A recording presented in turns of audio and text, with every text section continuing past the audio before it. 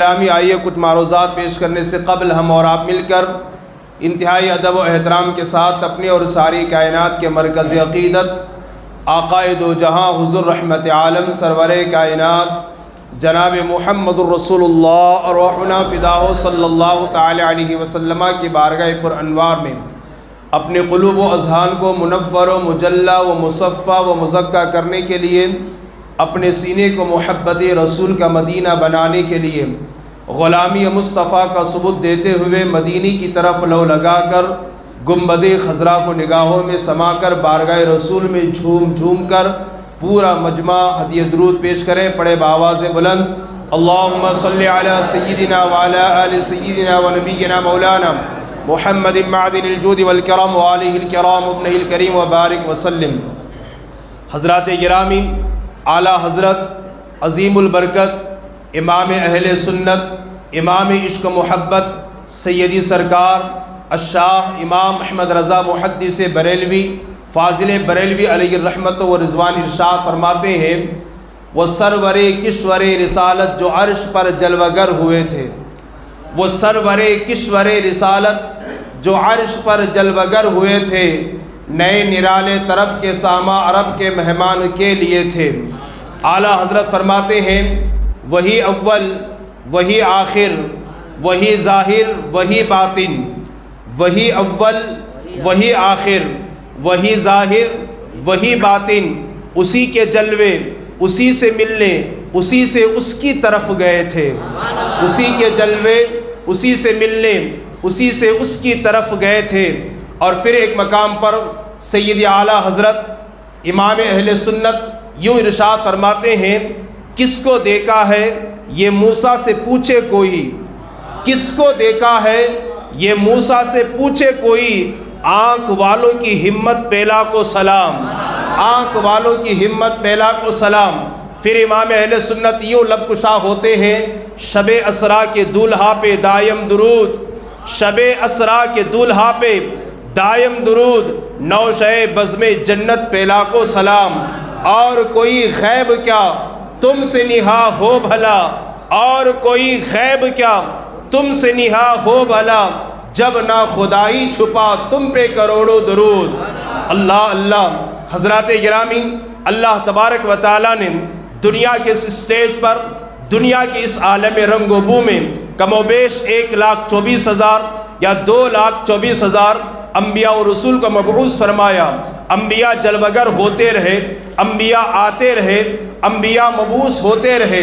ان انبیاء میں کوئی آدم صفیح اللہ بھی ہے، کوئی نوح نجی اللہ بھی ہے، کوئی ابراہیم کلیم اللہ بھی ہے، ابراہیم خلیل اللہ بھی ہے، کوئی اللہ اکبر موسیٰ کلیم اللہ بھی ہے، کوئی عیسیٰ روح اللہ بھی ہے۔ لیکن اللہ کی عزت و جلال کی قسم، رب کعبہ کی قسم، جو شان اللہ پاک نے ہمارے اور آپ کے نبی کو عطا فرمائی ہے، وہ شان اللہ نے کسی اور نبی کو عطا نہیں فرمائی۔ جو مقام اور مرتبہ اور جو منصب اللہ پاک نے اپنے نبی کو عطا فرمایا ہے، ہمارے رسول کو عطا فرمایا ہے، وہ مقام اور مرتبہ اللہ نے کسی اور نبی کو نہیں عطا فرمایا۔ اسی کی طرف اشارہ کرتے ہوئے بریلی کی ٹوٹی ہوئی چٹائی پر بیٹھ کر کروڑوں کا امام عشق و محبت پکار کر یوں کہتا ہے، سب سے اعلیٰ و اولا ہمارا نبی، سب سے بالا و والا ہمارا نبی، خلق سے اولیاء، اولیاء سے رسول، اور رسولوں سے اعلیٰ ہمارا نبی۔ آپ ذرا اندازہ فرمائیے ہمارے اور آپ کے نبی کی شان کیا ہے، ہمارے اور آپ کے نبی کا مقام اور مرتبہ کیا ہے۔ اللہ اکبر۔ آج جب دنیا کا انسان کامیاب سفر کرتا ہے تو اس کے سفر کو دنیا کا انسان بیان کرتا ہے۔ اگر کسی کا پیر و مرشد سفر کرے اور اس کا سفر کامیابی سے ہمکنار ہو تو اس کے سفر کو مرید بیان کرتا ہے۔ اگر کوئی عالم ربانی یا کوئی شیخ اور استاد سفر کرے اور اس کا سفر کامیابی سے ہمکنار ہو تو اس کے سفر کو اس کا شاگرد بیان کرتا ہے۔ باپ اگر سفر کرے تو اس کے سفر کو بیٹا بیان کرتا ہے۔ اللہ اکبر۔ مگر یا رسول اللہ آپ کی عظمتوں پہ قربان، یا حبیب اللہ آپ کی عظمتوں پہ قربان، سفر آپ کا ہو رہا ہے، بیان رب العالمین کر رہا ہے۔ اللہ اکبر کبیرہ۔ میرے آقا نے معراج کا سفر کیا، دنیا کے کسی انسان نے نہیں بلکہ خلاق کائنات نے اس کو بیان کیا۔ قرآن میں پارہ نمبر 15 میں میرا رب واضح لفظوں میں یوں فرماتا ہے، سبحان الذی اسریٰ بعبدہ لیلا من المسجد الحرام الی المسجد الاقصی، پاک ہے وہ ذات جو اپنے بندے خاص کو راتوں رات لے گئی مسجد حرام سے مسجد اقصی تک۔ اللہ اکبر! آپ ذرا سوچیں اور اندازہ فرمائیں نبی کا مقام اور مرتبہ کیا ہے، نبی کی شان کیا ہے۔ اب سوال یہ پیدا ہوتا ہے آخر یہ سفر کیوں کرایا گیا، یہ معراج کیوں ہوئی ہے؟ اللہ اکبر کبیرہ! آپ ذرا اندازہ فرمائیں، آپ ذرا غور فرمائیں۔ علماء کرام نے کئی اس کی حکمتیں بیان کی ہے، میں چند حکمتوں کو آپ کے سامنے رکھنا چاہوں گا۔ ممکن ظاہر سی بات ہے آج کی اس مختصر سی رات میں پورا واقع معراج تو میں بیان نہ کر سکوں گا، لیکن انشاءاللہ میں جمعہ کو بھی آپ کے سامنے اس حوالے سے کچھ باتیں رکھنے کی کوشش کروں گا۔ معراج کیوں ہوئی ہے؟ علماء فرماتے ہیں، اللہ قرآن میں ارشاد فرماتا ہے، ان اللہ اشتری من المؤمنین انفسهم واموالهم بان لهم الجنہ، اللہ نے جنت کے بدلے میں مسلمانوں کی جان اور مال کو خرید لیا ہے۔ اللہ اکبر کبیرہ! تو رب نے اپنے نبی سے فرمایا، میرے محبوب آپ ذرا قیامت قائم ہونے سے پہلے جنت آئیے، جنت کو دیکھیے کہ میں نے آپ کی امت کے لیے جنت کو کیسے سنوارا ہے، میں نے آپ کی امت کے لیے جنت کو کیسے بنایا ہے، آپ دیکھ لیں تاکہ آپ کو اطمینان حاصل ہو جائے۔ تو علماء فرماتے ہیں قیامت کے دن جب حساب و کتاب ہوگا، نیکوکاروں کو جب اللہ جنت عطا فرمائے گا، اس سے پہلے اللہ پاک نے اپنے نبی کو جنت عطا فرمائے تاکہ نبی کا دل خوش ہو جائے کہ اللہ نے میری امت کے لیے، میرے غلاموں کے لیے، میرے چاہنے والوں کے لیے جنت کو کتنا حسین بنایا ہے۔ ایک حکمت تو علماء یہ بیان کرتے ہیں، اور دوسری حکمت علماء یہ بیان کرتے ہیں کہ دنیا کے اس اسٹیج پر دین کی تبلیغ کرنے کے لیے، خدا کے بندوں کو خدا کی بارگاہ سے قریب کرنے کے لیے انبیاء آتے رہے، دعوت کا کام کرتے رہے، تبلیغ کرتے رہے، خدا کی بارگاہ سے لوگوں کو قریب کرتے رہے۔ جناب نوح نے جب اپنی قوم سے کہا لوگوں پتھروں کو چھوڑو، درختوں کو چھوڑو، شجر و حجر کو چھوڑو، ایک خدا کی طرف آؤ، ایک خدا کی عبادت کرو، جناب نوح سے ان کی قوم نے پوچھا تھا، اے نوح جس خدا کی طرف تم دعوت دیتے ہو، جس خدا کی طرف تم بلاتے ہو، کیا تم نے اس خدا کو دیکھا بھی ہے؟ جناب نوح نے کہا نہیں میں نے تو خدا کو دیکھا نہیں ہے، بلبل سدرا نے مجھے بتایا ہے۔ اللہ ایک ہے، اللہ اکبر، وہ ہر عیب سے پاک ہے۔ جناب موسیٰ کا دور آیا، جناب موسیٰ نے اپنی قوم سے فرمایا، اے میری قوم یہ شجر و حجر کے سامنے جھکنا چھوڑ دو، یہ نفع و ضرر کے سامنے جھکنا چھوڑ دو، ایک خدا کی بارگاہ کی طرف آؤ۔ جناب موسیٰ کی قوم نے پوچھا، اے موسیٰ جس رب کی طرف آپ ہمیں بلاتے ہیں کیا اس رب کو آپ نے اپنے ماتھے کی آنکھوں سے دیکھا ہے؟ کہا نہیں جبرائیل نے بتایا ہے۔ یہی بات جناب عیسیٰ نے کہی، یہی بات جناب داؤد نے کہی، یہی بات جناب صالح نے کہی، یہی بات جناب سلیمان نے کہی، یہی بات جناب لوط نے کہی، یہی بات جناب ہود نے کہی، یہی بات دیگر انبیاء بنی اسرائیل نے کہا۔ نبیوں کے اندر ایک نبی کا ایسا ہونا ضروری تھا، پیغمبروں کے اندر ایک پیغمبر کا ایسا ہونا ضروری تھا کہ جب قوم اس سے پوچھے کیا تو نے خدا کو دیکھا ہے تو وہ بمانگے دہل اعلان کر دے، ارے سب نے سن کر ہے میں محمد الرسول اللہ ہوں، میں نے دیکھ کر کے تمہیں بتایا ہے کہ اللہ ایک ہے۔ اللہ اکبر! رب نے چاہا اے میرے حبیب، کلیم نے سن کر کے بتایا، عیسیٰ نے سن کر کے بتایا، خلیل نے سن کر کے بتایا، صفی نے سن کر کے بتایا، زبی نے سن کر کے بتایا، خلیفۃ اللہ نے سن کر کے بتایا۔ محبوب آپ نبی نہیں ہو، نبیوں کے بھی نبی ہو، آپ پیغمبر نہیں ہو، آپ تو سید الانبیاء ہو، آپ سن کر کے نہیں۔ جب قوم آپ سے پوچھے کیا آپ نے خدا کو دیکھا ہے تو ہاں یہ کہہ دینا میں نے اپنی انہی ماتھے کی آنکھوں سے جی بھر کے اپنے رب کو دیکھا ہے۔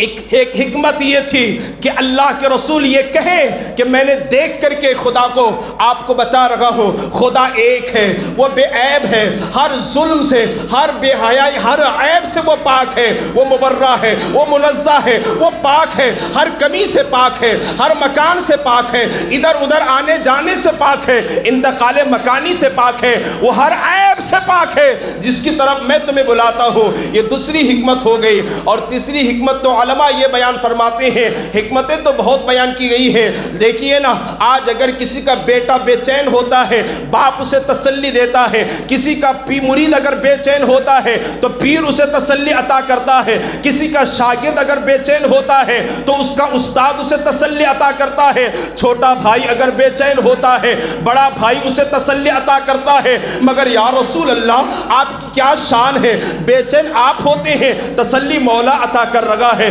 بے قرار آپ ہوتے ہیں سکون کی دولت اللہ عطا کر رہا ہے۔ سنو سنو، بات دراصل یہ ہے، اللہ کے نبی سرور کائنات صلی اللہ علیہ وسلم ایک مرتبہ طائف شہر تشریف لے جاتے ہیں، یہ مکہ یہ مدینہ یہ طائف شہر میں تشریف لے جاتے ہیں تبلیغ اسلام کے لیے، دین کی دعوت دینے کے لیے۔ وہاں کے لوگوں نے حضور کی دعوت پر لبیک کہنے کی بجائے، میرے نبی کی دعوت پر لبیک کہنے کی بجائے، حضور کی دعوت کو قبول کرنے کی بجائے ان ظالموں نے میرے آقا پر پتھروں کی برسات فرمائے، اللہ کے رسول کو برا بلا کہا۔ اللہ اکبر، کسی نے کلمہ پڑھ کر اسلام قبول نہ کیا اس دن آقا بڑے بے چین ہو گئے، بڑے بے قرار ہو گئے، بڑے غمگین ہو گئے، اور اسی عالم میں اللہ اللہ وہ حضرت ام ہانی کے گھر پر آتے ہیں اور اسی عالم میں لیٹ جاتے ہیں۔ ادھر مصطفیٰ کا بے چین ہونا تھا، بے قرار ہونا تھا، ٹینشن میں آنا تھا، ادھر بلبل سدرا سے رب نے فرمایا جبرائیل میرے محبوب کی بے چینی اور بے قراری اسی وقت دور ہوگی جب وہ میری ذات کا دیدار کر لیں گے، آج ہی رات اسی وقت انہیں میرا دیدار کروا دو تاکہ ان کی بے چینی بے قراری دور ہو جائے۔ جب مصطفیٰ بے چین ہوئے ہیں اللہ نے سکون کی دولت عطا فرمائی ہے۔ کعبے کے حوالے سے آپ دیکھیں، مصطفیٰ بے چین ہوتے ہیں تو رب نے کعبے کو بدل دیا ہے۔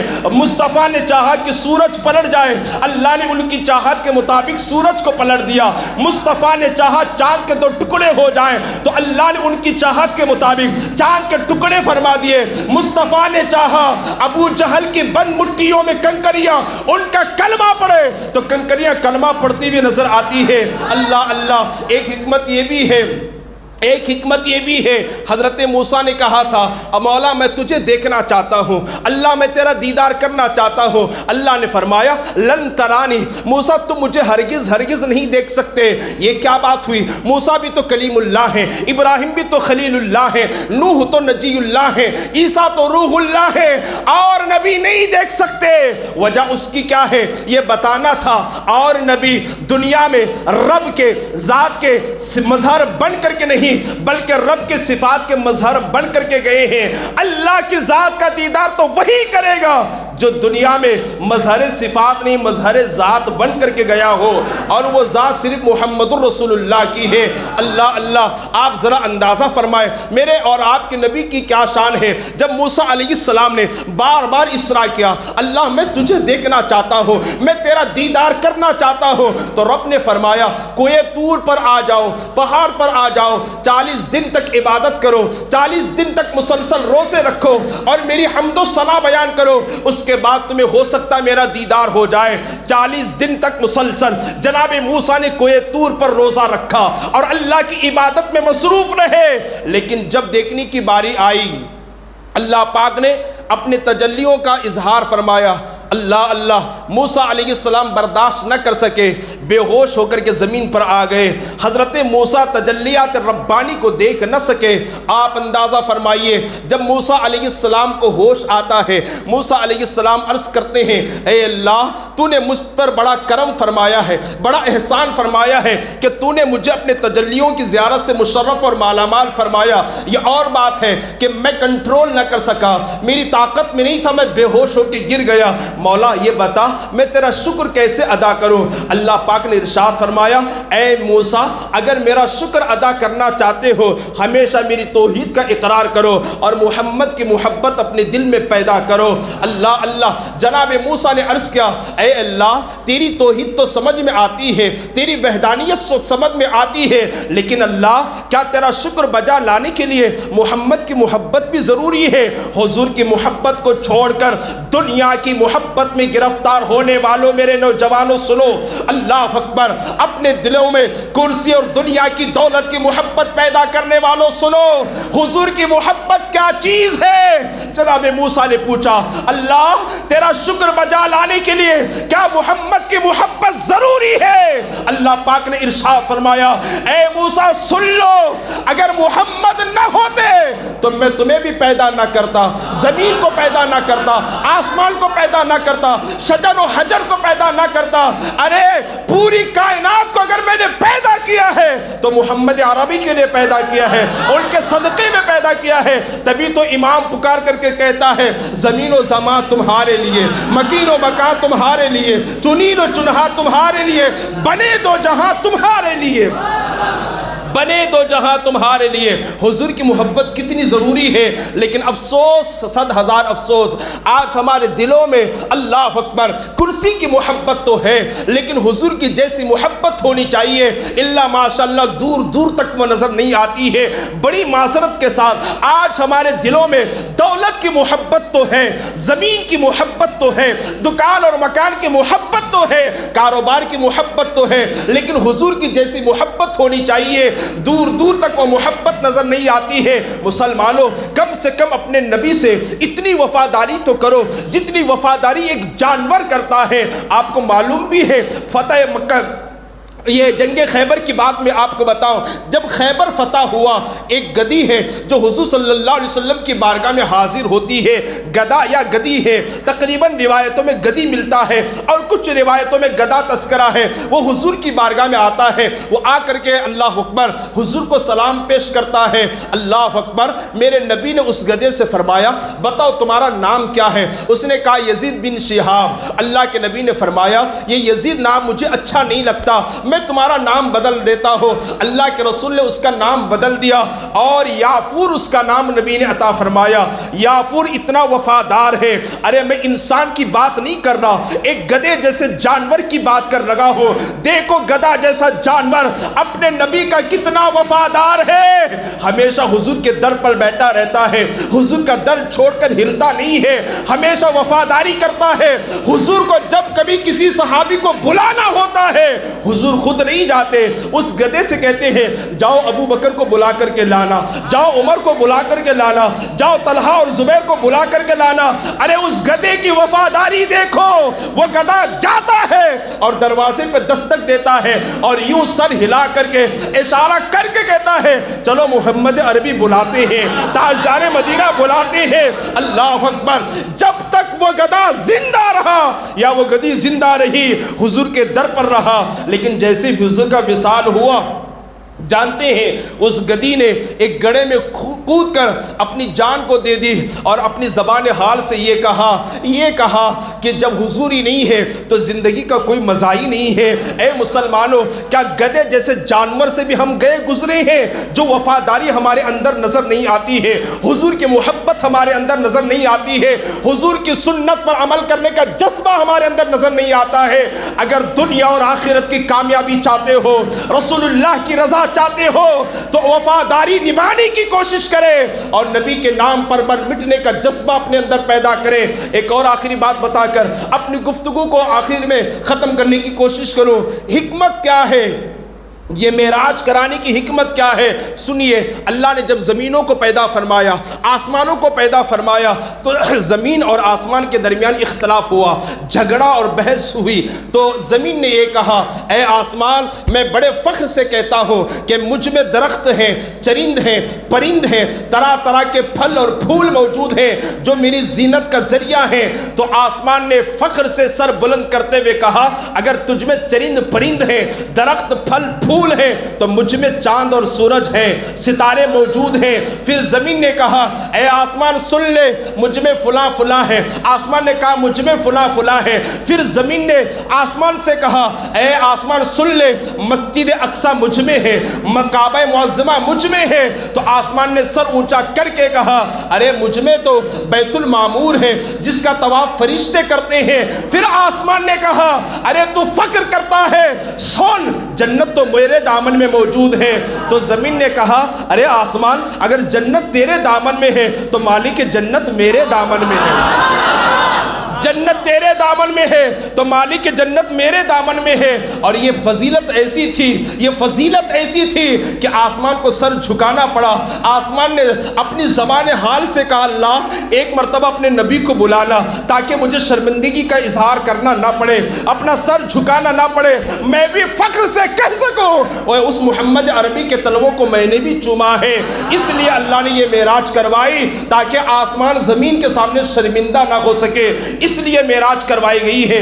بے شمار اس کی حکمتیں ہیں، اللہ اکبر۔ چند حکمتیں میں نے آپ کی سماعتوں کے حوالے کیا۔ اب ایک سوال یہ پیدا ہوتا ہے یہ جو معراج ہوئی ہے 27ویں رجب کو، یہ جسمانی تھی یا روحانی تھی؟ اس میں علماء کا اختلاف ہے، لیکن اہل سنت کے تمام علماء کا چاہے سلفن ہو یا خلفن ہو، پہلے کے ہو یا بعد کے ہو، سب کا اس بات پر اتفاق حاصل ہے، اجماع حاصل ہے کہ حضور کو جو معراج ہوئی ہے 27 رجب کو وہ معراج جسمانی ہے۔ جسمانی کا مطلب یہ ہے حضور عالم بیداری میں جاگتے ہوئے آسمانوں کا سفر آپ نے کیا ہے اور اللہ کی ذات کا دیدار آپ نے کیا ہے۔ کچھ لوگ کہتے ہیں کہ معراج روحانی ہوئی تھی، میں کہنا چاہتا ہوں اگر معراج روحانی ہوئی ہے تو اس میں اور نبیوں میں اور ہمارے نبی میں کیا فرق رہ جائے گا؟ اور نبیوں نے تو اللہ کو کئی مرتبہ عالم رویا میں دیکھا ہے، عالم خواب میں دیکھا ہے۔ ارے انبیاء تو انبیاء ہیں، ہم جس امام کے مقلد ہیں امام اعظم ابو حنیفہ نے 100 مرتبہ اللہ کی ذات کا دیدار کیا ہے، 100 مرتبہ اللہ کی ذات کا دیدار کیا ہے، اور جنت کو اور اس کے محلات کو مولا علی نے خواب میں دیکھا ہے۔ اور خود مولا علی کا فرمان ہے میں جب نماز پڑھتا ہوں اور جب میں سجدے میں جاتا ہوں تو سجدے سے اس وقت سر کو نہیں اٹھاتا جب تک کہ میں سجدے کی حالت میں تجلیات ربانی کا مشاہدہ نہیں کر لیتا۔ یہ مولا کائنات ہے۔ اگر یہ ویسے تو ہمارے نبی نے کئی مرتبہ رب کی ذات کا دیدار کیا عالم رویا اور عالم خواب میں، لیکن یہ 27ویں رجب کو جو معراج ہوئی ہے معراج جسمانی ہے۔ اس کے کچھ دلائل میں آپ کو بتاتا ہوں۔ پہلی دلیل تو یہ کہ اللہ پاک قرآن میں فرماتا ہے سبحان الذی اسری بعبدہ لیلا من المسجد الحرام الی المسجد الاقصی، پاک ہے وہ ذات جو اپنے بندے خاص کو لے گئی راتوں رات۔ عبد عربی میں صرف جسم کو نہیں کہتے ہیں یا صرف روح کو نہیں کہتے ہیں، بلکہ جسم اور روح کے مجسمے کو عربی میں عبد کہا جاتا ہے۔ تو یہ عبد بتا رہا ہے کہ 27ویں رجب کو ہمارے نبی کو جو معراج ہوئی ہے وہ معراج جسمانی تھی۔ دوسری بات یہ ہے یہ جو معراج ہے نا، میم عین را الف جیم، اس پر اگر آپ غور کریں گے یہ معراج خود ہی بتاتا ہے کہ معراج جسمانی ہوئی تھی، جاگتے ہوئے معراج روحانی نہیں۔ وہ کیسے؟ سنیے، میم سے مراد کون ہے؟ محمد۔ سب لوگ بولے نا؟ نہیں، یہ پھر وہ بوڑھوں والی آواز آ رہی ہے، بولیے کیا ہے؟ میم سے مراد محمد، اس کے بعد کون ہے؟ عین۔ عین سے مراد کیا ہے؟ عروج، بلندی۔ را سے مراد کیا ہے؟ رات۔ اور الف سے مراد کیا ہے؟ اللہ۔ اور جیم سے مراد کیا ہے؟ جاگتے ہوئے۔ محمد صلی اللہ علیہ وسلم رات کو جاگتے ہوئے اللہ کے پاس گئے۔ تو یہ معراج ہی بتا رہا ہے کہ یہ جو معراج ہوئی ہے روحانی نہیں تھی بلکہ جسمانی تھی۔ اب کچھ لوگ اعتراض کرتے ہیں کہ بھائی معراج جسمانی نہیں ہو سکتی، آسمانوں پر جانا ممکن نہیں ہے، تو ان سے کہیے قرآن میں تو یہ ہے کہ اللہ کہتا ہے کہ عیسیٰ علیہ السلام دوسرے آسمان پر موجود ہیں، چوتھے آسمان پر، حضرت ادریس علیہ السلام تو آسمانوں میں موجود ہیں۔ اگر آسمان سے آنا جانا ممکن نہیں ہے تو پھر جنت سے حضرت آدم زمین پر آئے کیسے؟ حضرت حوا رضی اللہ تعالیٰ عنہ زمین پر آئی کیسے؟ ارے وہ آدم کی جس کو نبوت اور رسالت اللہ نے میرے نبی کے صدقے عطا فرمائی، وہ عیسیٰ کی جن کو نبوت اور رسالت اللہ نے میرے نبی کے صدقے عطا فرمائی، وہ ادریس کی جن کو نبوت اور رسالت اللہ نے میرے نبی کے صدقے میں عطا فرمائی۔ عیسیٰ زمین سے آسمان پر جا سکتے ہیں، ادریس زمین سے آسمانوں پر جا سکتے ہیں، آدم و حوا جنت سے زمین پر آ سکتے ہیں، تو کیا معراج کی رات میرا اور آپ کا نبی آسمانوں سے سفر کرتے ہوئے اللہ کی بارگاہ میں نہیں جا سکتا ہے؟ بلا شبہ جا سکتے ہیں، بلا شبہ جا سکتے ہیں، یہ تو قرآن میں موجود ہے۔ اور فلسفی لوگ یہ کہتے ہیں کہ آسمان کے نیچے ہر جگہ قرۂ نار ہے، آگ ہی آگ ہے، اگر حضور گئے تو آگ نے جلایا کیوں نہیں؟ آگ کا کام جلانا ہے، آگ نے جلایا کیوں نہیں؟ اس کے کئی جوابات ہیں، میں دو جوابات، ایک عقلی اور ایک نقلی ہے نا۔ نقلی سے مراد وہ نہیں جو نقل کرتے ہیں، نقلی سے مراد عقلی اور نقلی دلیلیں پیش کروں آپ کے سامنے۔ حضور صلی اللہ علیہ وسلم معراج پر گئے، آگ نے جلایا کیوں نہیں؟ حالانکہ آسمان کے نیچے ہر جگہ گرمی موجود ہے، آگ موجود ہے، تو جب حضور گئے ہوں گے تو ظاہر سی بات ہے آگ نے جلایا ہوگا۔ یقیناً آگ کا کام جلانا ضرور ہے، لیکن یہ بات بھی ذہن میں رکھیے گا، آگ اسی وقت جلائے گی جب اسے جلانے کا موقع ملے، جب اسے جلانے کا موقع ملے۔ آگ کو اگر جلانے کا موقع نہ ملے تو آگ آپ کو نہیں جلائے گی۔ اگر آپ کو اس کا اندازہ نہیں ہے، تجربہ نہیں ہے، تو گھر میں جانے کے بعد کر لیجئے، موم بتی جلائیے، اگر اس میں انگلی رکھیں گے تو آپ کا ہاتھ جلے گا یا آپ کی انگلی جلے گی، لیکن اس موم بتی میں آپ اسپیڈ کے ساتھ، تیز رفتاری کے ساتھ انگلی پھیرتے رہیے گا، آپ کی انگلی جلے گی؟ نہیں جلے گی نا۔ آگ کا کام جلانا ضرور ہے، لیکن اس آگ کو اتنا موقع ملا ہی نہیں کہ وہ آپ کی انگلی کو جلا سکے۔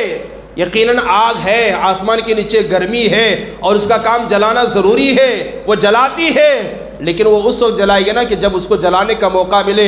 اس لیے کہ ہمارے حضور کی سواری کی رفتار اتنی تیز تھی، اتنی تیز تھی، اتنی تیز تھی کہ علماء فرماتے ہیں براق کی نظر جہاں پڑتی ہے وہاں اس کا پہلا قدم ہوتا ہے۔ بلکہ یہ جو بتیاں ہوتی ہیں نا، لائٹ، میں نے یہاں بٹن دبایا تو جیسے روشنی یہاں تو فوراً روشنی وہاں پہنچ جاتی ہے۔ اس کی جو رفتار ہے، اس رفتار سے کئی گنا زیادہ تو حضور کی سواری کی رفتار تھی، سواری کی رفتار۔ تو آگ کو جلانے کا موقع ہی نہیں ملا۔ اور دوسری بات یہ ہے کہ آگ کا کام جلانا ضرور ہے، آگ کا کام جلانا ضرور ہے، لیکن آگ اس کو جلائے گی جو آگ کا بھی رسول ہے، جو آگ کا بھی آقا ہے۔ ارے جب حضرت ابراہیم کو آگ میں نمرود نے ڈالا تو آگ گلے گلزار بن گئی۔ کیا بن گئی؟ گلے گلزار بن گئی۔ ارے جب نبی کے کہنے پر نبی کے غلاموں کو آگ جلا نہیں سکتی تو پھر نبی کو آگ کیسے جلائے گی؟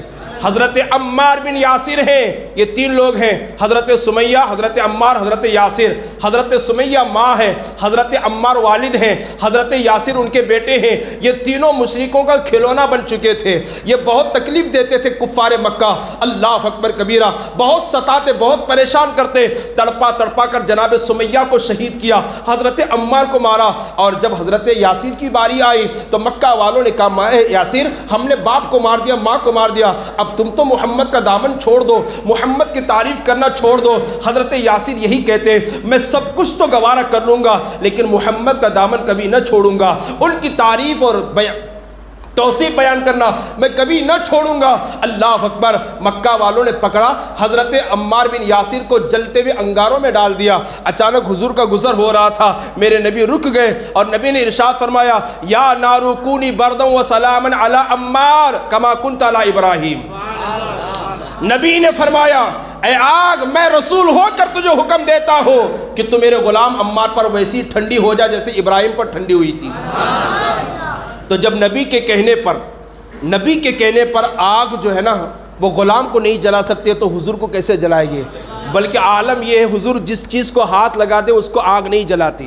حضرت انس بن مالک یا مالک بن انس کے گھر پہ حضور دعوت میں تشریف لے گئے اور کچھ دنوں کے بعد حضرت انس بن مالک نے اپنی خادمہ سے کہا دسترخوان دھل کر کے لانا، تو خادمہ گئی اور سیدھا آگ کے تنور میں دسترخوان کو ڈال دیا، پانی سے نہیں دھلا، پانی سے صاف نہیں کیا، اس دسترخوان کو آگ میں ڈال دیا اور تھوڑی دیر کے بعد لا کر کے پیش کر دیا۔ انس بن مالک نے پوچھا کیا دھلا نہیں؟ کہا نہیں حضور، میں نے آگ میں ڈال دیا تو آگ نے گندگی کو ہضم کر گیا اور جلا دیا اور دسترخوان کو واپس دے دیا۔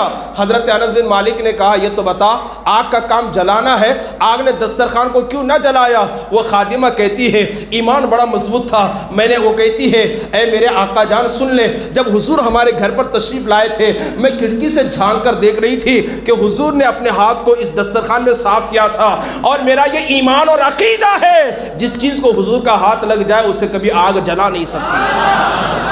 تو جس چیز کو حضور کا ہاتھ لگ جائے اسے آگ نہیں جلا سکتی تو حضور کو کیسے جلا سکتی ہے؟ المختصر یہ جو معراج ہوئی ہے حضور کو، کون سی معراج تھی؟ جسمانی معراج تھی۔ حضور تشریف لے گئے، اور کیسے تشریف لے گئے؟ حضرت ام ہانی کے گھر پہ تشریف فرمائے، بلبل سدرہ آئے، آقا تشریف فرمائے، تو اب حضرت جبرائیل آ کر کے کھڑے ہو گئے۔ کہا ایک طرف تو اللہ کا حکم ہے کہ جلدی لے کر کے آؤں، اور ایک طرف تو آقا تشریف فرما آرام کر رہے ہیں، اٹھاؤں تو کیسے اٹھاؤں، جگاؤں تو کیسے جگاؤں، کہیں حضور کی نیند میں خلل نہ ہو جائے۔ اس لیے کہ حضور کا ادب وہ ادب ہے کہ مقام صحابہ میں علی نے نماز کو قربان کر دیا حضور کے ادب پر، یہ کہہ کر کہ نماز ملی ہے تو اسی پیارے مصطفیٰ کے صدقے ملی ہے، اسی پیارے مصطفیٰ کے صدقے ملی ہے۔ آپ کھڑے ہیں بارگاہ رب العالمین میں، عرض کرتے ہیں یا اللہ تیرا حبیب آرام کر رہا ہے، اٹھاؤں تو کیسے اٹھاؤں، جگاؤں تو کیسے جگاؤں؟ ندا آتی ہے قبل قدمیہ یا جبرائیل، اے جبرائیل اپنی نوری لبوں سے میرے حبیب کے تلووں کو بوسہ دے دو۔ اللہ اکبر، نام لے کے اٹھانا نہیں، یا رسول اللہ کہہ کے پکارنا نہیں، کہیں بے ادبی نہ ہو جائے، کہیں نیند میں خلل نہ ہو جائے، تم اپنے لبوں سے ان کے تلووں کو چوم لینا، ٹھنڈک محسوس ہوگی، وہ خود بیدار ہو جائیں گے۔ حضرت بلبل سدرہ نے جو کہ تمام فرشتوں کے سردار ہیں، بلبل سدرہ ہیں، سید الملائکہ ہیں، اپنی نوری لبوں سے مصطفیٰ کے تلووں کو چومتے ہیں۔ ادھر تلووں کو چومنا تھا، حضور نے ٹھنڈک محسوس کی، آنکھ کھل گئی، پوچھا جبرائیل کیسے آنا ہوا ہے، کیا بات ہے، آنے کی وجہ کیا ہے؟ اللہ اکبر کبیرہ، بلبل سدرہ عرض کرتے ہیں یا رسول اللہ میکائیل بھی میرے ساتھ ہیں، اسرافیل اور عزرائیل بھی میرے ساتھ ہیں، 70,000 فرشتوں کی جماعت بھی میرے ساتھ ہے۔ اللہ نے فرمایا ہے کہ میں آپ کو مکان سے لامکان میں چھوڑ دوں تاکہ آپ اللہ کی ذات کا دیدار کر لیں اور آپ کا جو ہے ٹینشن ختم ہو جائے، بے قراری ختم ہو جائے۔ اللہ اکبر کبیرہ، آپ اندازہ فرمائے اللہ کے رسول صلی اللہ علیہ وسلم بیدار ہوتے ہیں، مسجد حرام میں تشریف لاتے ہیں، آپ کے قلب حقر کو آب زمزم سے دھلا جاتا ہے، آپ نماز پڑھتے ہیں اور وہاں سے تشریف لے کے جب باہر آتے ہیں تو دیکھا کہ سواری کھڑی ہے، اس کا نام براق ہے، براق سواری ہے۔ امت کی یاد دیکھیں، امت کی محبت دیکھیں۔ بس اتنا بول کر کے انشاءاللہ اس کا آگے کا میں جمعہ میں بتانے کی کوشش کروں گا، چونکہ میک بھی ہمیں ساتھ نہیں دے رہا ہے، میں آپ کو بتانے کی کوشش کرتا ہوں۔ حضور صلی اللہ علیہ وسلم جب براق کے پاس تشریف لائے، سواری ہے براق، تو اچانک حضور رک گئے۔ جبرائیل نے کہا یا رسول اللہ تشریف رکھیں، تو اللہ کے نبی صلی اللہ علیہ وسلم نے بلبل سدرہ سے فرمایا جبرائیل آج مجھے مکان سے لامکان میں جانا ہے تو رب نے براق کو بھیجا ہے، لیکن مجھے میری امت کی یاد ستاتی ہے، میری امت کی یاد مجھے ستاتی ہے۔ قیامت کے دن جب پل صراط سے میری امت گزرے گی، اور وہ پل صراط کا راستہ جو بال سے زیادہ باریک، تلوار سے زیادہ تیز ہے، جس پر سب کو گزرنا ہے، جو جتنے زیادہ نیکوکار ہوں گے وہ تیزی کے ساتھ بڑھیں گے اور گنہگار کٹ کٹ کر کے، اور یہ راستہ جہنم کے اوپر سے گزرتا ہے اور کٹ کٹ کر کے وہ جہنم میں گرتے ہوں گے۔ آپ اندازہ فرمائیے، اللہ کے رسول کہتے ہیں کہ میری امت کا کیا ہوگا؟ اللہ اکبر، بلبل سدرہ عرض کرتے ہیں یا اللہ تیرے محبوب کو تیری امت کی فکر یاد ستاتی ہے، اتنا کہنا تھا۔ بلبل سدرہ عرض کرتے ہیں یا رسول اللہ، اللہ نے ارشاد فرمایا ہے قیامت کے دن وہ آپ کی امت کے لیے کچھ ایسا انتظام کرے گا کہ آپ کی امت آسانی کے ساتھ پل صراط گزر کر کے جنت میں داخل ہو جائے گی۔ آپ ذرا سوچیں اور اندازہ لگائیں، جو رسول اتنے خوشی کے موقع پر کہ جبکہ وہ مکان سے لامکان میں جا کر رب کی ذات کا دیدار کرنے والے ہیں، امت کو یاد کر رہے ہیں، اپنی امت کی فکر کر رہے ہیں۔ آج ہمیں امت کی کتنی فکر ہے، آج ہمیں حضور کے غلاموں کی کتنی فکر ہے۔ بڑی معذرت کے ساتھ کہنا پڑتا ہے اس وقت کے ہمارے ہندوستان کے ایک شہرت یافتہ خطیب جن کو پوری دنیا حضرت علامہ مولانا مفتی سلمان ازہری کے نام سے جانتے اور پہچانتی ہے، اور بغیر کسی وجہ کے ان کی تائید میں ہندو بھی کھڑا ہے، غیر مسلم بھی کھڑے ہیں، پنڈت بھی کھڑے ہیں، وہابی دیوبندی بھی کھڑے ہیں، لیکن کتنے افسوس کی بات ہے، کتنے تعجب کی بات ہے، کچھ خانقائی لوگ اللہ اکبر ان کی مخالفت کرتے ہوئے نظر آ رہے ہیں۔ ہم میں سے کتنے لوگوں نے ان کے لیے دعائیں کی ہیں؟ ان کا جرم کیا تھا؟ ان کی غلطی کیا تھی؟ انہوں نے تو صرف اللہ اس کے رسول کا پیغام دنیا تک کے پہنچایا ہے، اللہ کا پیغام دنیا کے تک پہنچانے کی انہوں نے کوشش کی ہے، لیکن اللہ اکبر یہ اور بات ہے کہ دنیا بھر میں یا ہندوستان بھر میں ان کے لیے احتجاج ہو رہا ہے، علماء نکل رہے ہیں، سیاسی لیڈران سامنے آ رہے ہیں اور پوری محنت کر رہے ہیں۔ آپ اندازہ فرمائیں کتنا درد ہمارے اندر ہے، کتنی فکر ہمارے اندر ہے۔ بڑے بڑے علماء گرفتار ہو رہے ہیں، بڑے بڑے لوگ گرفتار ہو رہے ہیں۔ اسی طریقے سے قمر غنی عثمانی ایک اہل سنت کے بڑے زبردست عالم دین ہے، وہ بھی گرفتار کیے جا چکے ہیں، لیکن باوجود اس کے ہمارے پاس اتنا وقت نہیں ہے کہ ہم درد لے کر اللہ کی بارگاہ میں حاضر ہو جائیں، اپنی امت کے لیے دعا کر سکیں، کامیابی کی دعا کر سکیں۔ اتنے مجمع میں کیا کوئی ایسا آدمی بھی ہے جس نے اپنے لیے، اپنے ساتھ ساتھ، اپنے اہل خانہ کے ساتھ، اپنے خاندان کے ساتھ ان علماء ربانیین کے لیے دعا کرنے کی کوشش کی ہے؟ تو اگر ہم جواب تلاش کرنے کے لیے جائیں گے تو جواب ہمیں نفی میں ملے گا۔ اللہ اکبر کبیرہ۔ تو اس وقت جو ہمارے دنیا کے حالات ہیں اتنے بگڑے ہوئے ہیں کہ وہ ناگفتہ بھی ہیں اور پھر وہ بیان سے باہر ہیں، اور اس کی سب سے بڑی وجہ یہ ہے کہ ہمارے درمیان نہ پیار ہے، نہ محبت ہے، نہ اتحاد ہے، نہ اتفاق ہے، اور دوسری بات یہ ہے ایک دوسرے کا درد ہمارے اندر موجود نہیں ہے۔ یہاں تک کہ میرے نبی نے فرمایا اگر کسی نے صبح اس حال میں کی کہ اس نے میری امت کے بارے میں کچھ نہیں سوچا، وہ میری سوسائٹی کا ممبر نہیں ہے۔ آپ ذرا سوچو اور اندازہ لگائیں، اللہ کے رسول نے اس کو اپنی سوسائٹی سے باہر کر دیا ہے، اور یہ تمام تکلیفیں کیوں آ رہے ہیں؟ ہمارے انتشار اور اختلافات کی وجہ سے، ہمارے اس درد کو ختم کرنے کی وجہ سے۔ اس لیے اگر آپ ترقی چاہتے ہیں، عزت اور کامیابی چاہتے ہیں، امت کا درد اپنے اندر پیدا کریں، ان علماء کے لیے دعا کریں۔ ہو سکتا ہے کہ آپ میں سے کسی کی دعا وہ اللہ کی بارگاہ میں قبول ہو جائے۔ اس لیے یہ علماء نہ رہیں تو ہماری کوئی وقار، ہماری کوئی عزت نہ رہے گی، ہمارا کوئی وقار نہیں رہے گا۔ اس لیے کہ 1400 سالہ تاریخ اٹھا کر کے آپ دیکھیں، دنیا میں جب بھی انقلاب آیا ہے، دنیا میں جب بھی انقلاب آیا ہے تو ان سیاسی لیڈروں کی بنیاد پر نہیں، علماء اہل سنت اور علماء ربانیین کی بنیاد پر آیا ہے۔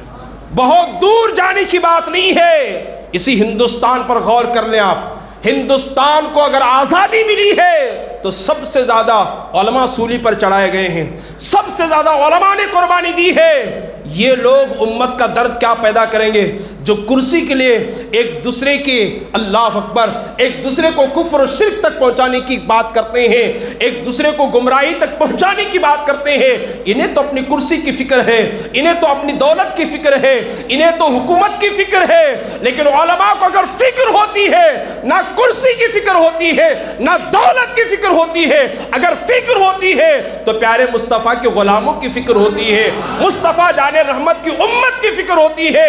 یہی وجہ ہے کہ دنیا میں جب بھی انقلاب برپا ہوا ہے تو علماء ربانیین کی بنیاد پر ہوا ہے۔ اس لیے ان علماء کی قدر کریں، ان علماء کے لیے دعا کریں، ان علماء کے کام آئے، ان علماء کی دعوت پر لبیک کہیں اور شانہ بشانہ چلنے کی کوشش کریں۔ اس لیے کہ بلکہ یہ علماء ہیں جو صرف دنیا میں نہیں، میں پورے چیلنج کے ساتھ کہتا ہوں، آپ کی جنازہ کوئی سیاسی لیڈر نہیں پڑھائے گا، مسجد کا امام ہی تو پڑھائے گا۔ آپ کے گھر میں آ کر کے فاتحہ کوئی سیاسی لیڈر نہیں کرے گا، مسجد کا امام اور مولانا ہی کرے گا۔ آپ کا نکاح کوئی جاہل نہیں پڑھائے گا، عالم دین ہی آپ کا نکاح پڑھائے گا۔ آپ کی جنازہ ہو، آپ کی فاتحہ ہو، آپ کی قربانی ہو، آپ کے گھر میں فاتح خانی ہو، سب کچھ عالم کرے گا۔ ہم دنیا میں اس کے محتاج ہیں۔ حد تو یہ ہے یہ علماء ایسے ہیں کہ جنت جیسی جگہ میں بھی قوم علماء کی محتاج ہوگی۔ جب سارے جنتی جنت میں جائیں گے، اللہ تمام بندوں سے کہے گا بندوں پوچھو کیا پوچھنا چاہتے ہو، سوال کرو کیا سوال کرنا چاہتے ہو۔ وہاں پر بھی علماء سے یہ بندے کہیں گے، اللہ کے بندے کہیں گے، قوم کہیں گے مولانا بتاؤ اللہ سے کیا پوچھیں۔ مولانا بتاؤ اللہ سے کیا سوال کرے؟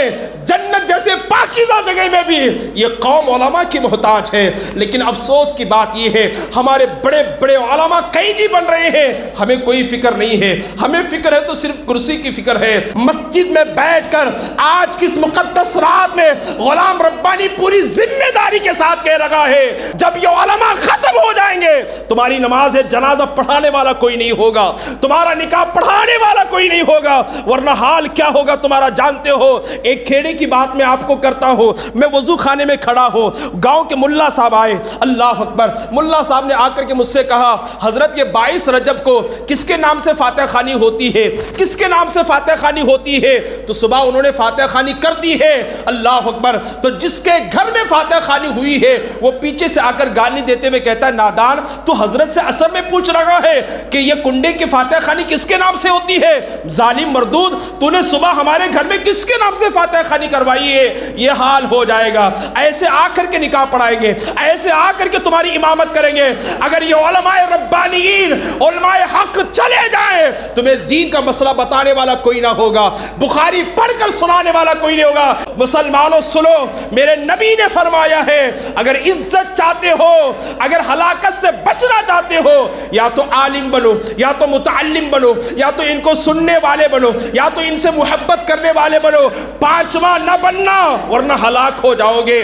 آج ہماری ہلاکت کا ایک سب سے بڑا سبب یہ ہے دنیا داروں کے ساتھ بیٹھنے کے لیے وقت ہے، علماء کے ساتھ بیٹھنے کے لیے ہمارے پاس وقت نہیں ہے۔ میرے نبی نے فرمایا یا تو عالم بنو، یا تو متعلم بنو، یا تو ان کو سننے والے، یا تو ان سے محبت کرنے والے بنو، پانچویں نہ بننا ورنہ ہلاک ہو جاؤ گے۔ آج ہلاکت ہمارا مقدر بن چکی ہے، ہلاکت ہماری پہچان بن چکی ہے۔ اس لیے مسلمانوں جہاں سیاسیوں کے پیچھے آپ بھاگ رہے ہو، علماء کے لیے بھی وقت نکالیں، ان کے لیے دعا کریں، ان کی دعوت پر لبیک کہیں، ان کے لیے میدان عمل میں آنے اور قدم رکھنے کی کوشش کریں۔ سلمان حضری وہ ہیں جنہوں نے سنیت کو، اللہ اکبر، سنیت کی شان کو بلند کیا ہے، جنہوں نے حق کو کھل کر کے قوم کے سامنے بیان کیا ہے۔ کون ہے سلمان اظہری؟ اگر جاننا چاہتے ہیں جا کے پوچھو بمبئی کے ان لوگوں سے کہ کون ہے سلمان اظہری۔ اگر سلمان اظہری کون ہے جاننا چاہتے ہیں تو پوچھو اس پنڈت سے جس نے نبی کی شان میں گستاخی کی، جس نے قرآن اور اللہ کی شان میں اور اسلام کی توہین کی ہے۔ اسے اگر قبر تک کسی نے پہنچایا ہے، اسے اگر دندان شکن جواب اگر کسی نے دیا ہے، اسے اگر دنیا کے سامنے ذلیل و رسوا اور شرمندہ کر کے ہمارے علماء کی عزت اگر کسی نے بچائی ہے تو وہ سلمان اظہری ہے، جنہوں نے ہماری عزت اور ہماری شان کو بلند کیا ہے۔ آج وہ جیل میں جاتے ہیں تو کچھ سنی لوگوں کو پیٹ میں درد شروع ہوتا ہے، انہیں نہیں بولنا تھا، اتنا کھل کے بولنے کا وقت نہیں ہے، مصلحت سے کام لینا چاہیے۔ حالات بڑے خراب ہیں، کب تک تم حالات کا اس طرح رونا روتے رہو گے؟ وہ دن دور نہیں ہے کہ جس طریقے سے اسپین کا جو حال ہوا ہے وہ حال ہمارا ہوگا۔ وہ دن دور نہیں ہے جس طریقے سے اسپین کی سرزمین پر مسلمانوں کا خون بہا ہے وہ خون یہاں پر بھی ہو جائے۔ اللہ اکبر، ہمارا ایمان تو دیکھو، درد تو دیکھو۔ بابری مسجد چلی گئی پھر بھی ہم خاموش ہیں، زندہ لاش بنے ہوئے ہیں۔ گیان واپی مسجد چلی گئی، پوجا پاٹ شروع ہے، پھر بھی ہم خاموش ہیں۔ اور اجمیر کی بات ہو رہی ہے، اخبار کی تازہ ترین خبر یہ ہے اجمیر شریف کی درگاہ کی بات ہو رہی ہے، اسے بھی مندر بنایا جائے۔ اسی طریقے سے ایک اور مسجد ہے اس کی بات ہو رہی ہے، سینکڑوں مسجد ہے۔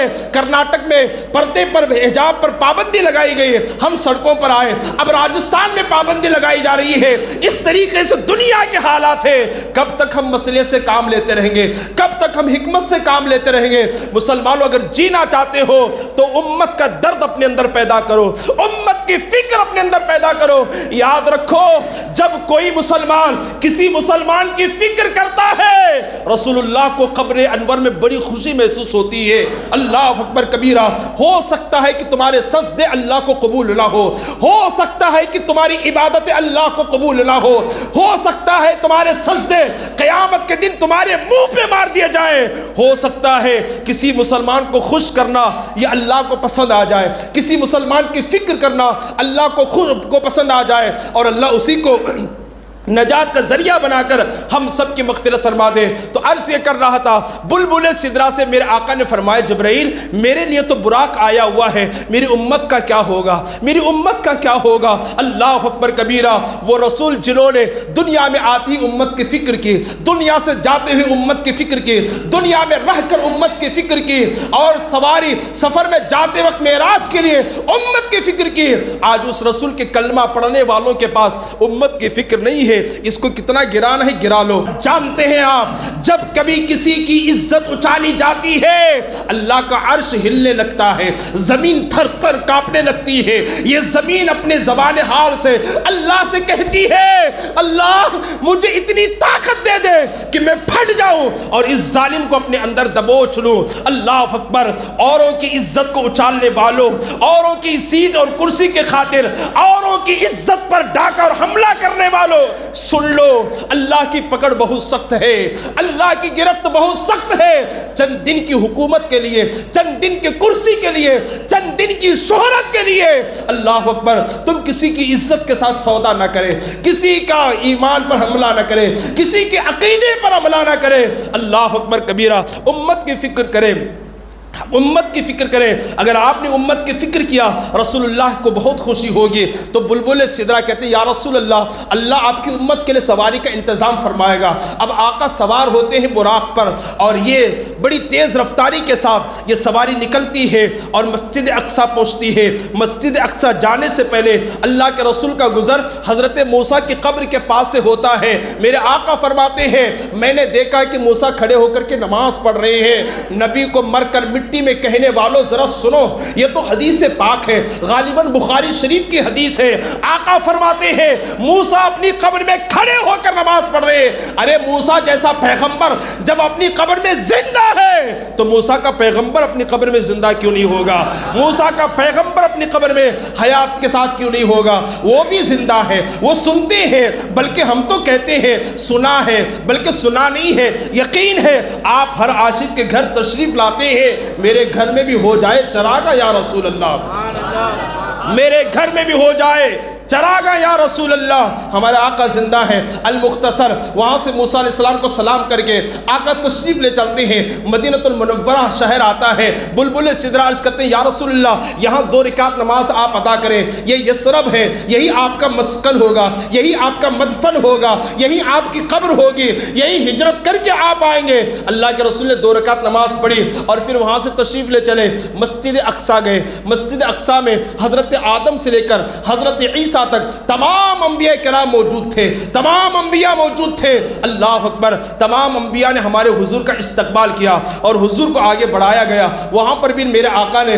تمام نبیوں کی امامت فرمائی۔ اس کے بعد باری باری نبیوں نے خطاب کیا۔ جناب آدم کھڑے ہوئے، انہوں نے خطاب کرتے ہوئے کہا لوگوں میرے بھائیوں، اللہ نے مجھے ابو البشر بنایا ہے، اللہ نے مجھے جنت میں پیدا فرمایا اور جنت سے زمین میں بھیجا، اور صفی اللہ نے مجھے بنایا۔ وہ تقریر کر کے بیٹھ گئے۔ جناب ابراہیم آتے ہیں، وہ کہتے ہیں میرے بھائیوں اللہ نے مجھے خلیل بنایا ہے، اللہ نے مجھے خلیل بنایا اور اپنے گھر کا کام مجھ سے کروایا ہے، اور ایک پتھر پر کھڑا کر کے تحت الثری سے لے کر کے عرش معلی تک کے تمام چیزوں کا مجھے مشاہدہ کروا دیا ہے۔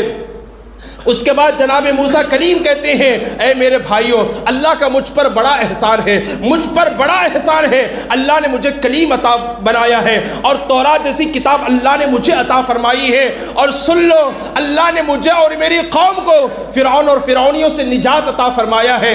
جناب عیسیٰ آتے ہیں، وہ بھی اپنا بیان کرتے ہیں۔ اس کے بعد جناب محمد رسول اللہ کی باری آتی ہے۔ میرے آقا فرماتے ہیں اللہ نے مجھے کسی کو صفی بنایا ہے، کسی کو کلیم بنایا ہے، کسی کو روح اللہ بنایا ہے، کسی کو نجی اللہ بنایا ہے، اللہ نے تو مجھے حبیب اللہ بنایا ہے، اور مجھے فخر نہیں ہے۔ لیکن حبیب کہتے کسے ہیں یہ بھی تو سن لیجئے نا، حبیب کہتے کس کو ہے؟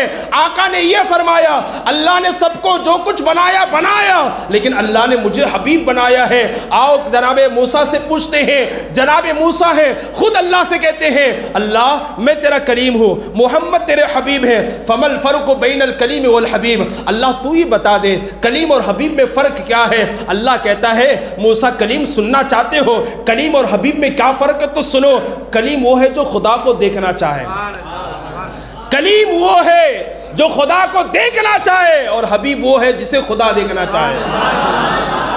کلیم وہ ہے جو خدا کے دید کا مشتاق ہو، اور حبیب وہ ہے کہ جس کے دید کا مشتاق اللہ ہو۔ اور پھر جب خلیل کی بات آتی ہے تو بھی بتا دوں خلیل اور حبیب میں کیا فرق ہے۔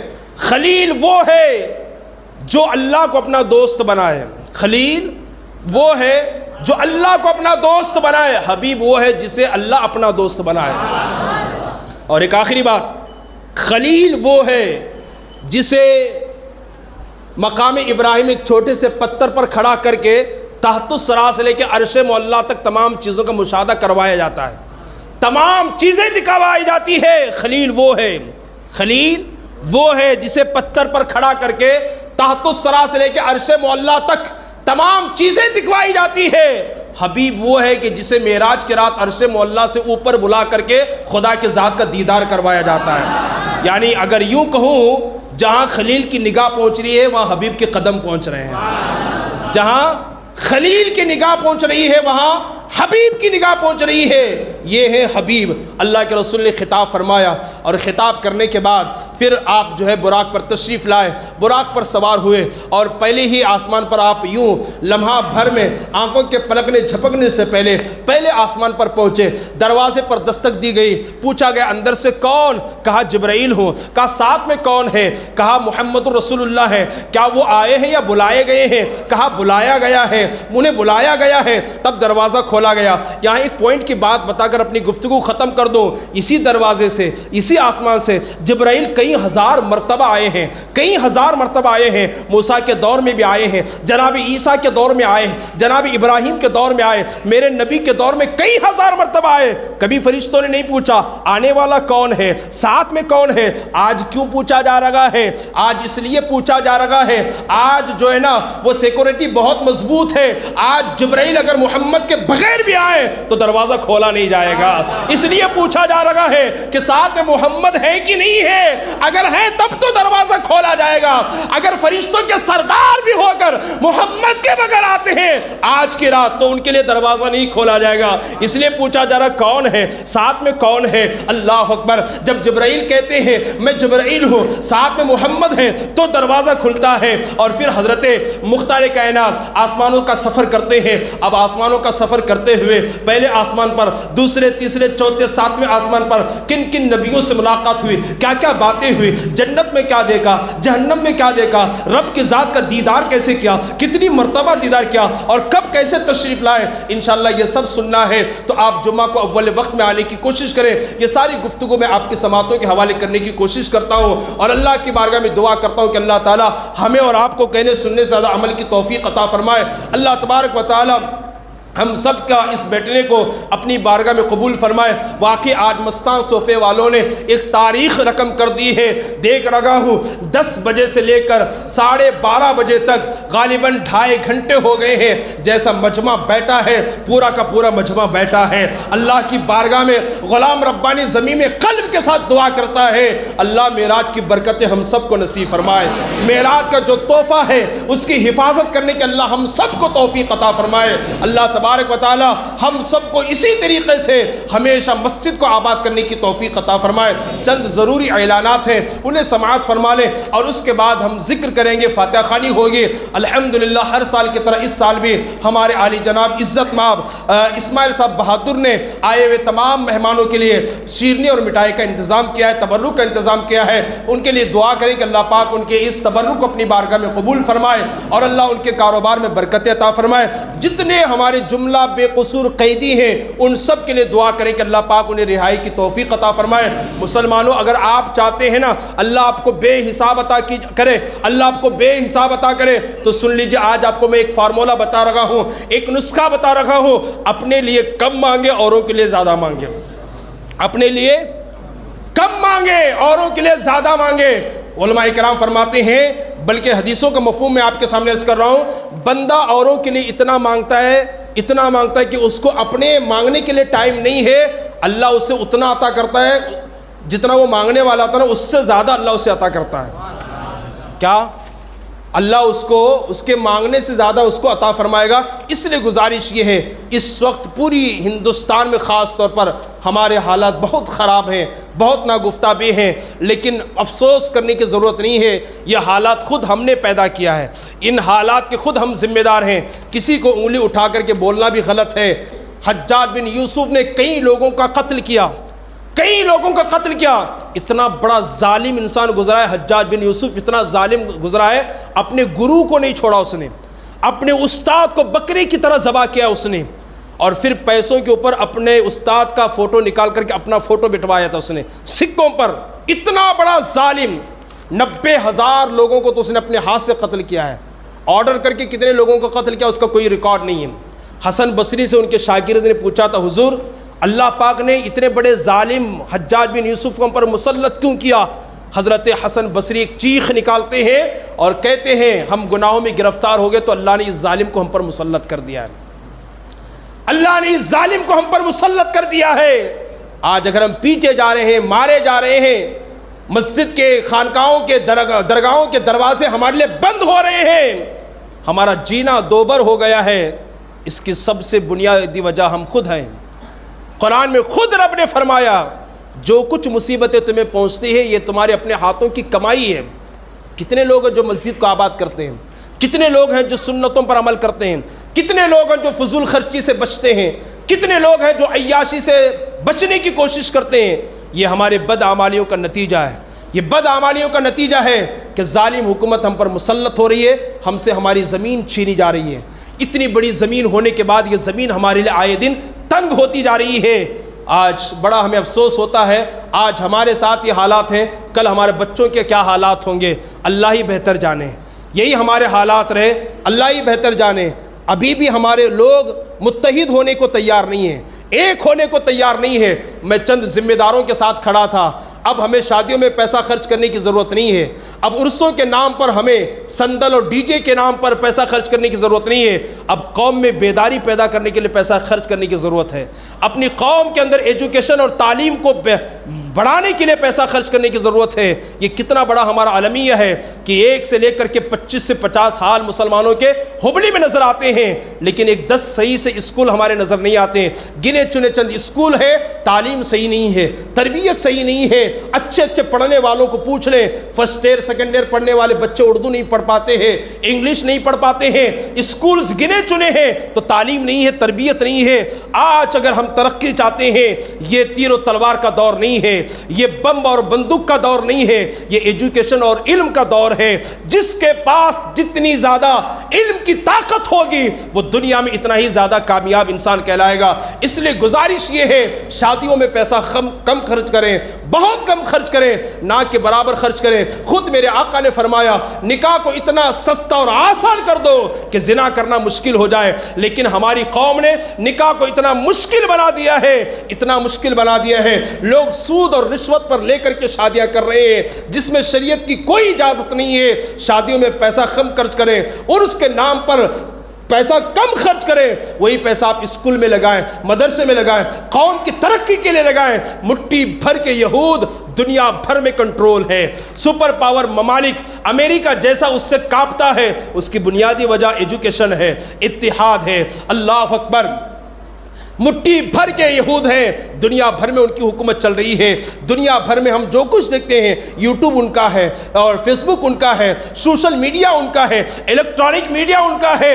اللہ اکبر، اس طریقے سے سب پہ کنٹرول ان کا ہے۔ میں پوچھنا چاہتا ہوں، یہ تو مٹھی بھر کے لوگ ہیں، دنیا بھر میں ان کی تعداد نہ کے برابر ہے، پھر بھی ان کی حکومت کیوں ہے؟ یہ امریکہ جیسا سپر پاور ملک ان سے کیوں کانپتا ہے؟ ایجوکیشن کی بنیاد پر، تعلیم کی بنیاد پر، اتحاد کی بنیاد پر۔ میں جب بخاری پڑھ رہا تھا آخری بات، ایک حدیث پاک ہے، اللہ کے نبی نے فرمایا ایک دوسرے کا بھلا کرنے کا نام دین ہے، ایک دوسرے کا تعاون کرنے کا نام دین ہے، ایک دوسرے کی مدد کرنے کا نام دین ہے، اسی کا نام دین ہے۔ اور اس وقت پڑھاتے ہوئے مجھے میرے استاد مفتی زبیر صاحب قبلہ نے فرمایا تھا اس حدیث پر آج ہم سنیوں کا عمل نہیں ہے، حدیث پر عمل ہے تو شیعہ اور یہودیوں کا عمل ہے۔ اگر یہودی محلے میں کوئی ایک آدمی غریب ہوتا ہے، 10 لوگ مل کر اس کا تعاون کرتے ہیں، اسے دکان دلاتے ہیں، اسے کاروبار لگا کر کے دیتے ہیں، اسے بزنس میں لگاتے ہیں، وہ خود بڑا بزنس مین بن جاتا ہے۔ لیکن آج ہمارے معاشرے میں، ہماری سوسائٹی میں حال یہ ہے،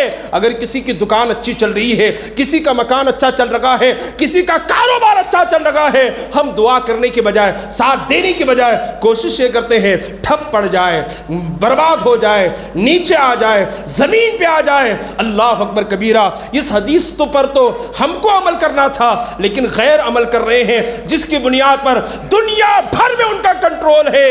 آج ہندوستان میں ہم اتنی کثیر تعداد میں ہونے کے باوجود کہیں ہماری کوئی اوقات نہیں ہے، کہیں کوئی ہماری حکومت نہیں ہے، ہمارا کوئی وقار، ہماری عزت نہیں ہے۔ مسلمانوں متحد ہو جاؤ، منتشر ہوں گے تو اور پیٹے جائیں گے اور گرفتار کیے جائیں گے۔ اس لیے چاہتے ہیں کہ عزت ہو، ہماری زندگی سنورے، ہمارے بچوں کی زندگی سنورے، ان پر آفتیں اور قیامتیں آ کر کے دروازے پہ دستک نہ دے، تو اتحاد پیدا کریں، ایجوکیشن اور علم پیدا کریں، امیر بنے، بہت امیر بنے، حلال طریقے سے امیر بنے، مال کا ہونا بھی ضروری ہے۔ یہ چند باتیں تھی جو میں نے آپ کے سماعتوں کے حوالے کیا ہے۔ اللہ پاک ان تمام باتوں پر ہمیں اور آپ کو عمل کی توفیق عطا فرمائے۔ اگر ترقی چاہتے ہیں دنیا اور آخرت میں، اپنے ساتھ ساتھ اپنے بھائی کا خیال کریں، ایک دوسرے کا درد پیدا کریں۔ میرے نبی نے فرمایا پورے مسلمان آپس میں ایک جسم کی طرح ہیں۔ جسم میں اگر انگلی، خود میرے پیر کی انگلی میں زخم ہوا ہے، پورے بدن میں حرارت ہوتی ہے۔ ہاتھ کی انگلی میں کوئی تکلیف ہو جائے، پورے بدن میں حرارت ہوتی ہے۔ کسی بھی مسلمان کو تکلیف ہو، ہمارا ایمان، اللہ اکبر، وہ تڑپ اٹھنا چاہیے، ہمارا دل بے قرار ہو جانا چاہیے۔ کسی بھی بچی کے ساتھ یا کسی بھی انسان کے ساتھ ظلم ہوتا ہے، ہم کو بے چین ہونا چاہیے، لیکن اتنا بڑا ہمارا دل مردہ ہو چکا ہے۔ ہمارا قائد ہے، ہمارا رہنما ہے، ہمارا دین کا ایک زبردست عالم دین ہے، وہ گرفتار ہوتا ہے، ہم تندوری کھا کر کے آرام کر رہے ہیں، چکن کھا رہے آرام کر رہے ہیں، اے سی روم میں آرام کر رہے ہیں، کوئی فکر نہیں ہے۔ فکر کب ہوگی؟ جب خود گرفتار ہوں گے۔ آج جو لوگ سستی کی نیند سوئے ہیں، غفلت کی نیند سوئے ہیں، وہ اس وقت آنسو بہائیں گے جب خود گرفتار ہوں گے، جب خود جیل کے سلاخوں کے پیچھے جائیں گے، جب خود مصیبت میں گرفتار ہوں گے۔ قبل اس کے کہ ہم مصیبت میں گرفتار ہو جائیں، ہم اپنی جو نا وہ تیاریاں کرنا شروع کر دیں اور اپنے اندر بیداری پیدا کریں۔ راتوں میں جلدی سونے کی عادت بنائیں، صبح جلدی اٹھنے کی عادت بنائیں۔ میں اکثر کو دیکھتا ہوں مستاؤ صوفے والوں، بات بری لگے تو معاف کرنا، چھوٹے کیا بڑے کیا، رات کے 12 11 1 بجے تک کھڑے ہوتے ہیں، دنیا بھر کی باتیں کرتے ہیں۔ پارہ نمبر 30 سورہ نبا میں میرا رب فرماتا ہے وَجَعَلْنَا اللَّيْلَ لِبَاسًا وَجَعَلْنَا النَّهَارَ مَعَاشًا، ہم نے رات کو سونے کے لیے بنایا ہے اور دن کو کام کرنے کے لیے بنایا ہے۔ تم قرآن کی مخالفت کر رہے ہو، رات میں جاگ رہے ہو، دن کو سو رہے ہو، ترقی کیسے ہوگی؟ کامیابی کیسے ملے گی؟ رات میں جلدی سوئے، صبح جلدی اٹھے، صحت اچھی ہوگی، بدن اچھا ہوگا۔ صحت اگر سلامت ہے تو دنیا سلامت ہے، اور اگر صحت نہیں ہے تو دنیا میں رہنے کا کوئی فائدہ نہیں ہے، ایک زندہ لاش بن جائیں گے، اوروں پر بوجھ بن جائیں گے۔ اس لیے میری گزارش یہ ہے راتوں میں نوجوانوں جلدی گھروں کو جائیں، اور میرے نبی نے فرمایا ہے اگر کام ہو تو گھر سے باہر نکلو، ورنہ گھر کو لازم پکڑو۔ اگر کامیابی چاہتے ہو، 5 اصول میرے نبی نے بتائے ہیں، ان میں سے ایک اصول یہ ہے کہ فوراً اپنے گھر میں آ جایا کرو، گھر کو لازم پکڑو۔ عزت اور کامیابی چاہتے ہو، وہ لوگ آج بھی سکون کی زندگی گزارتے ہیں جو زیادہ وقت اپنے بیوی بچوں کو دیتے ہیں، اپنے گھر میں دیتے ہیں۔ اللہ اکبر کبیرہ، بیوی بچوں کو وقت نہیں دیتے، گھر میں جلدی جاتے نہیں ہیں۔ میری گزارش یہ ہے ان تمام خرافات سے اپنے آپ کو بچائیں۔ یقیناً یہ باتیں چبھے گی، بہت سارے لوگوں کو تکلیف پہنچائے گی، لیکن سچائی یہی ہے۔ اگر آپ کامیابی چاہتے ہیں تو جلدی سو جائیں، جلدی اٹھنے کی کوشش کریں، اور جلدی اٹھ کر کے کاروبار کے لیے نکلیں۔ دیکھیں اللہ آپ کو کتنی برکت عطا فرمائے گا، کتنی برکتیں اللہ آپ کو برکتوں سے نوازے گا۔ اللہ پاک ہمیں اور آپ کو کہنے سننے زیادہ عمل کی توفیق عطا فرمائے۔